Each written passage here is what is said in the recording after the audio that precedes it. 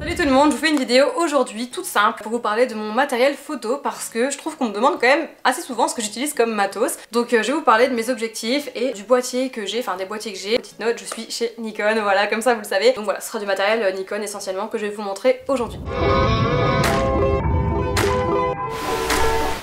Alors je vais pas que vous montrer les boîtiers, les objectifs, je vais aussi vous montrer tout ce que j'ai comme accessoires on va dire. Donc on va commencer tout simplement. J'ai déjà un sac pour ranger tout le matériel. J'en ai un autre qui est un petit peu plus gros, c'est un Lower Pro, je pense que vous connaissez. Mais sinon mon sac vraiment de tout le temps, de tous les jours, que je prends partout pour aller travailler, c'est ce sac là. C'est un sac de la marque Peak Design, alors je pense que c'est une marque qui est quand même très connue. Je trouve que ce qu'ils font c'est vraiment dingue. Je trouve qu'ils sont au-dessus en fait au niveau des accessoires. C'est le 20L. Il y a le 30L que j'ai acheté à Thomas du coup en noir qui est vraiment plus gros, mais bon moi après c'était trop gros pour moi, je trouve qu'il était plus gros que moi le sac, aucun intérêt. Du coup en ouvrant ce petit sac qui est quand même pas si petit que ça, à l'intérieur tout de suite donc il y a des poches avec les rangements, donc ça je vais y aller après. Je vais déjà commencer avec mon boîtier principal. J'ai un Nikon, un D810, donc je vous conseille d'avoir votre boîtier principal en deux fois ou alors voilà un deuxième appareil de la même marque. On sait jamais ce qui peut arriver si voilà vous êtes en prestation, votre appareil il vous lâche ou vous faites des photos, ça vous... Voilà, l'appareil a un problème, faut toujours avoir un appareil de secours. Et dessus, il y a un objectif, c'est un 35 mm.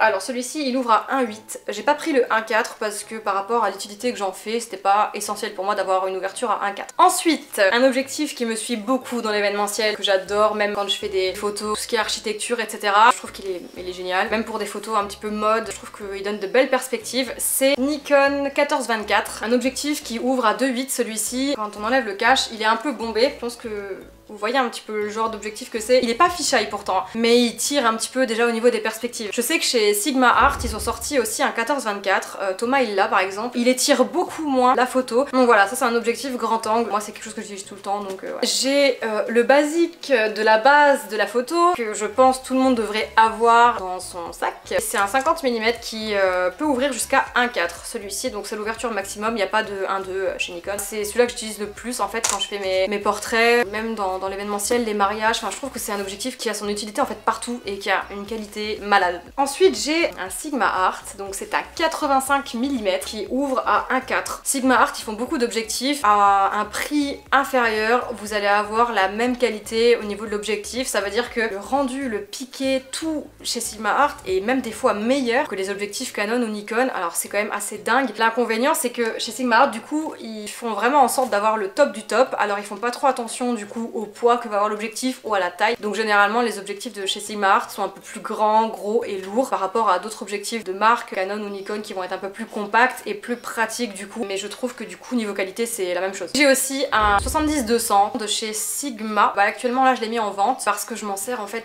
jamais. C'est bizarre à dire, c'est un objectif qui est hyper polyvalent en plus, qui sert beaucoup, mais je m'en sers pas du tout. Je crois qu'il est trop lourd et ça me saoule et du coup je préfère utiliser un 85 qui est en focale fixe que de prendre un 70-200. Mais c'est sûr que du coup 85 je suis loin des 200 hein, très clairement. Mais ouais pour l'instant je trouve qu'avec un 85 je m'en sors très bien. Voilà je l'ai pas montré à la caméra parce qu'il est emballé, il est tout dans sa boîte d'origine et tout bref. En tout cas pour les objectifs c'est ce que j'ai. Chose importante, le flash. C'est le SB910. Ce flash là qui est un très bon flash, il est au top. Ensuite du coup j'ai dans mes petits rangements une petite boîte avec à l'intérieur en fait toutes mes cartes SD. Alors j'ai des micro SD parce que j'avais une GoPro fut un temps, mais voilà en tout cas j'ai toujours à peu près les mêmes cartes, que ce soit les micro SD ou les SD, soit SanDisk la marque ou soit Lexar. J'essaie toujours de prendre au niveau des mégabits seconde, c'est ce qui va être marqué là en haut, 150 ou 300 pour la lecture du fichier. Généralement je prends des cartes qui montent à 128 Go ou 64. Je sais pas si ça vous intéresse d'avoir une vidéo plus poussée sur tout ce qui est carte SD, si jamais c'est le cas dites-le moi. Et ensuite de l'autre côté, je crois que j'ai des batteries ou des trucs du style. Ouais en fait j'ai des batteries. Quand vous achetez généralement un boîtier vous allez avoir une seule batterie. Moi j'en achète toujours un peu plus. Vous n'êtes pas obligé d'acheter les batteries de la marque qui coûtent plus cher. Vous pouvez parfois trouver des bonnes alternatives, ça veut dire que moi par exemple, que ce soit les batteries du Nikon ou les batteries du Sony, j'ai trouvé des alternatives sur Amazon qui sont des sous-marques en fait, mais ce sont les mêmes batteries. Ça veut dire que sur la batterie vous voyez, il faut qu'il y ait les mêmes informations, il faut le même nombre de milliampères, le même nombre de volts, etc. pour que la batterie soit aussi puissante que celle que vous avez de base d'origine de la marque. Voilà en gros pour mon matériel de base. Je vous ai pas vraiment fait tous les accessoires, après tout ce que je vais utiliser en dehors, j'en parle pas vraiment dans cette vidéo, c'est plus centré sur le matériel de base de prise de vue. Si jamais vous voulez une vidéo un peu plus poussée où je vous montre beaucoup plus de choses, tous les accessoires, les machins,